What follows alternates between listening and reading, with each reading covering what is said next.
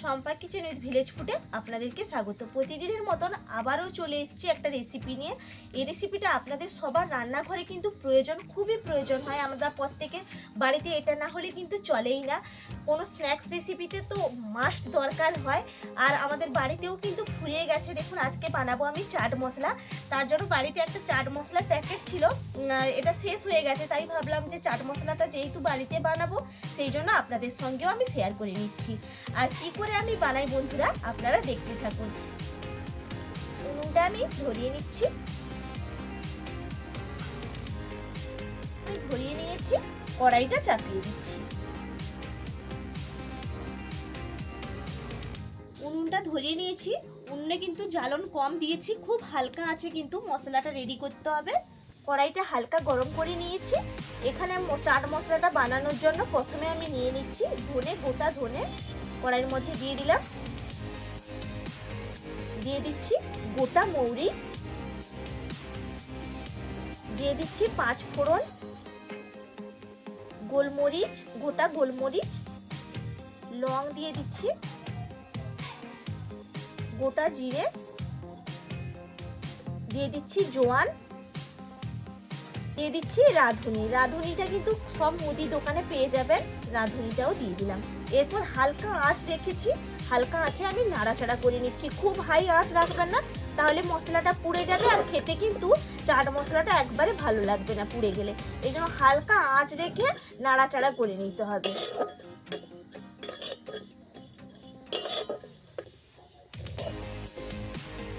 অনবরত কিন্তু নাড়তে থাকছি, কারণ অনেকক্ষণ যদি রেখে দিই তাহলে নিচের তলাটা লেগে যাবে, পুড়ে যাবে, তখন আর মশলাটা খেতে ভালো লাগবে না। আপনাদেরকে একটু আমি হাতের মধ্যে একটু উঠেও দেখাই। দেখুন একবারে কিন্তু কালো হয়ে যায়নি, হাতে কিন্তু দিতেই একটু করে গুঁড়ো হয়ে যাচ্ছে। তার মানে আমার মশলাটা রেডি হয়ে গেছে। আমি নামিয়ে নিচ্ছি, একটা পাত্রের মধ্যে আমি নামিয়ে নিচ্ছি। আবার উনুনে কড়াইটা বসিয়ে দেব। কড়াইটা বসিয়ে দিলাম।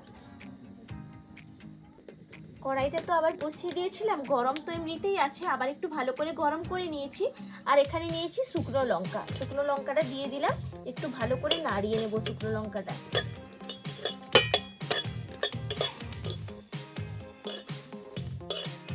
দেখুন লঙ্কাটা আমার ভাজা হয়ে গেছে। এর সঙ্গে আমি দিয়ে দেবো এখানে, দেখুন আমি নিয়েছি লবণ, যেটা বাড়িতে নর্মাল লবণটা আমরা খাই সেই লবণটা আমি এখানে দিয়ে দেবো।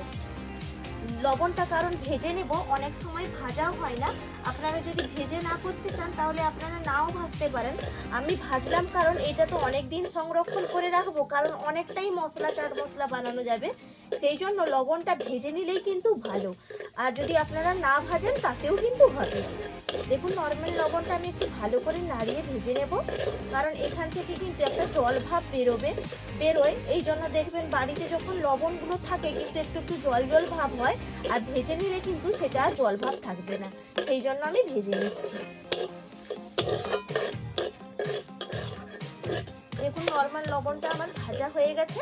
এরপর আমি এর মধ্যে দিয়ে দেব বিট লবণ। বিট লবণটাও আমি দিয়ে দিচ্ছি 1 চামচ, দিয়ে ভালো করে একটু বিট লবণটাও নাড়িয়ে নেব। ভাজা হয়ে গেছে। এরপর আমি এর মধ্যে দিয়ে দেব হিং। হিংটাও লবণের সঙ্গে ভালো করে নাড়িয়ে ভেজে নেব।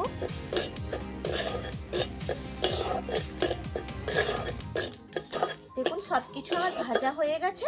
এরপর আমি নামিয়ে নিচ্ছি, একটা পাত্রের মধ্যে আমি ঢেলে নিচ্ছি। এরপর আমি গুঁড়ো করে নেব, আমি শিলনোড়ায় গুঁড়ো করে নেব। আপনারা চাইলে যখন মিক্সিতে গুঁড়ো করবেন সবকিছু কিন্তু একসঙ্গে দিয়েই তারপর কিন্তু মিক্সিতে গুঁড়ো করবেন। আমি মিক্সিতে করছি না বলে, শিলনোড়ায় করছি বলে আলাদা আলাদা করে আমি গুঁড়োটা করছি। এগুলো সব একসঙ্গে দিয়ে দিচ্ছি, লবণটা পরে দেবো এটা গুঁড়ো করার পরে।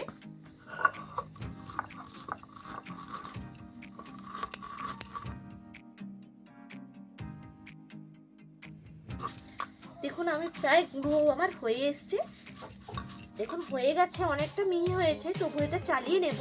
আর দেখুন এই যে লবণটা ভেজে রেখেছিলাম, আমি লবণটাও দিয়ে দিচ্ছি। দেখুন লবণটা আমি পরিমাণ অনুযায়ী দিয়ে দিচ্ছি, কারণ অনেকটাই আমি লবণ ভেজেছিলাম, সেই জন্য আমি বাকিটা লবণ রেখে দিচ্ছি। আর এই মশলার সঙ্গে লবণটাও ভালো করে আমি গুলিয়ে নিচ্ছি। কি দারুণ একটা গন্ধ বেরোচ্ছে কিন্তু। দেখুন লবণটাও আমি ভালো করে ঘুরিয়ে নিয়েছি। এরপর আমি এর মধ্যে দিয়ে দেব সাইট্রিক অ্যাসিড। তো জানেন আগের কিনেছিলাম ভিনিগারে দেওয়ার জন্য, এটা তো টক চিনি, এই চিনিটা দিয়ে দিচ্ছি। সাইট্রিক অ্যাসিডটা দিয়ে দিলাম, 1 চামচই নিয়েছিলাম।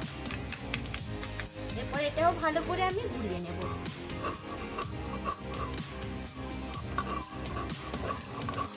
কত সুন্দর একটা সেন্ট উঠছে, মোমো করছে বলো, সারা বাড়ি গন্ধে পুরো মোমো করছে একবারে।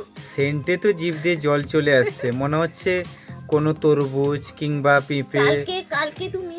কালকে তুমি তরমুজ নিয়ে আসবে, আমি চাট মশলা দিয়ে খাবো। কিংবা পেয়ারা। এত সুন্দর লাগে চাট মশলা খেতে, যা বলে বোঝাতে পারবো না। সত্যি আমাকে আর বাজার থেকে কিনতে হলো না, কি বলো? হ্যাঁ, দেখো আমি তোমার কতগুলো পয়সা সঞ্চয় করে দিলাম বলো। এত সুন্দর সেন্ট উঠছে, এই প্রসেসে একবার বানিয়ে দেখুন। সব কিছু আমি ঘুরিয়ে নিয়েছি। এরপর আমি এর মধ্যে দিয়ে দেবো, এখানে নিয়েছি আমচুর পাউডার। আমচুর পাউডারটা আমি একটা চামচের মধ্যে নিয়ে নিচ্ছি।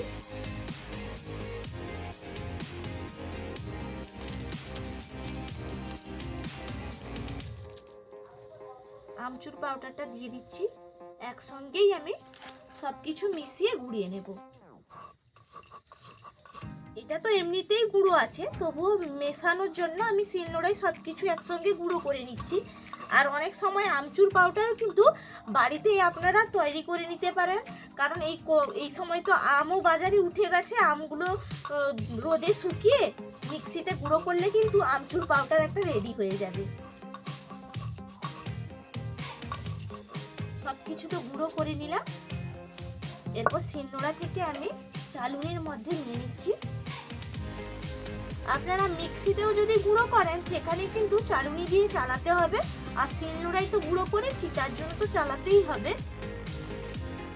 বন্ধুরা কেউ স্কিপ করবেন না, তাহলে আপনারা কিন্তু মিস করে যাবেন। স্কিপ করলে বুঝতেই পারবেন না যে কি করে চাট মশলাটা তৈরি করলাম।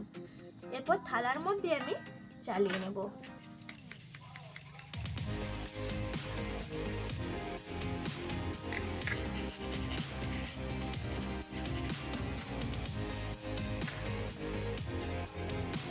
দেখুন কতটা বেরিয়েছে আর কি সুন্দর মিহি হয়েছে। আরও দেখুন কতটা বেরিয়েছে, এটাও আমি আবারও একটু শিলনোড়ায় গুঁড়ো করে নেব, কারণ অনেকটাই আছে।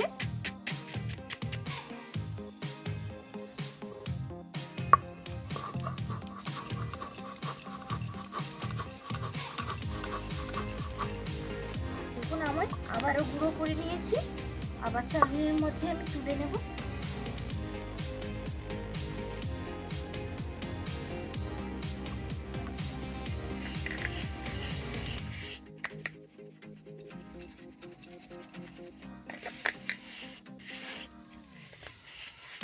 দেখুন আমি চালিয়ে নিয়েছি। আর এই যে বাকি যে অংশগুলো এগুলো থেকে গেছে, এগুলো কিন্তু ফেলে দেওয়ার নয়, এগুলো একটা আলাদা পাত্রে আমি রেখে দিচ্ছি। এগুলো কোনো সবজি রান্না করলে আমি তার সঙ্গে ব্যবহার করে নেব না, আলাদা পাত্রে একটা আমি ঢেলে রেখে দিচ্ছি। গুঁড়ো তো করে নিয়ে চলে এলাম, আর একটা কাঁচের বয়াম নিয়েছি, বয়ামের মধ্যে আমি ভরে নেব। আর বন্ধুরা দেখুন পুরো কিন্তু কি সুন্দর কালারটা এসছে, পুরো দেখতে কিন্তু দোকানের মতন কিন্তু হয়েছে। দেখুন কালারটাও কিন্তু পারফেক্ট এসছে একেবারে। দেখুন মশলাটা পারফেক্টভাবে করেছি বলে তৈরিটাও কিন্তু পারফেক্টভাবে হয়েছে। বন্ধুরা আপনাদের যদি আমার ভিডিওটা ভালো লাগে অবশ্যই আপনারা আমার চ্যানেলটা সাবস্ক্রাইব করে রাখবেন, পাশে থাকা বেল আইকনটা প্রেস করে রাখবেন, তাহলে নিত্য নতুন রেসিপিগুলো আপনারা দেখতে পারবেন। আর যদি ভালো লাগে বন্ধুরা অবশ্যই লাইক করবেন, আর আপনাদের বন্ধু বান্ধবের কাছে ভিডিওটা বেশি বেশি করে শেয়ার করে দেবেন। আর আপনারা সবাই আমার পাশে থাকবেন, অনেক বন্ধু আমার পাশেই আছেন, তাদেরকে আমার অসংখ্য অসংখ্য ধন্যবাদ। এইভাবে আমার পাশে থাকুন ছোট বোনের মতন, সবাই একটু ভালোবাসা দেবেন। আর সবাই ভালো থাকবেন, সুস্থ থাকবেন। আর এরকম নতুন নতুন টিপস পেতে হলে অবশ্যই আমার চ্যানেলটা সাবস্ক্রাইব করে রাখবেন। দেখুন পুরোটা আমার ভরা হয়ে গেছে, আর কতটা আমার চাট মশলা তৈরি হয়ে গেছে। কাঁচের বয়ামটা তো খুব একটা ছোট না আবার খুব বড়ও না, কিন্তু অনেকটাই দেখুন আমার বয়ামের মধ্যে ভরে নিয়েছি। এটা আমি কাঁচের ঢাকনা চাপা লাগিয়ে দিয়ে রেখে দিচ্ছি। আর দেখুন কি সুন্দর হয়েছে মশলাটা।